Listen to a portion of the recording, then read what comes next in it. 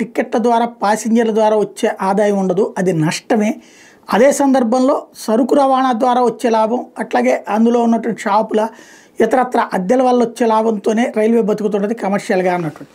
ఇప్పుడు తాజాగా ఈ విషయాన్ని ఇండియన్ ఇన్ఫ్రా రిపోర్ట్ చెప్తున్నటువంటి లెక్క కూడా అదే. మనం గతంలో అనేక సార్లు మాట్లాడుకున్నటువంటి అంశమే. ఇండియన్ రైల్వేస్ ఏడాదికి టిక్కెట్ల ద్వారా నష్టపోతున్నటువంటిది 60,000 కోట్లు. వివిధ రకాల సబ్సిడీలు కావచ్చు, ఇతరత్ర కావచ్చు. రైల్వేస్ ఎక్స్పెండిచర్ ₹38 కిలోమీటర్కి అవుతుంది ఖర్చు. ఈ ప్యాసింజర్లు దాంట్లో చెల్లిస్తుంది కేవలం $0.71, అంటే ఓన్లీ 71 పైసలు మాత్రమే చెల్లిస్తున్నారు.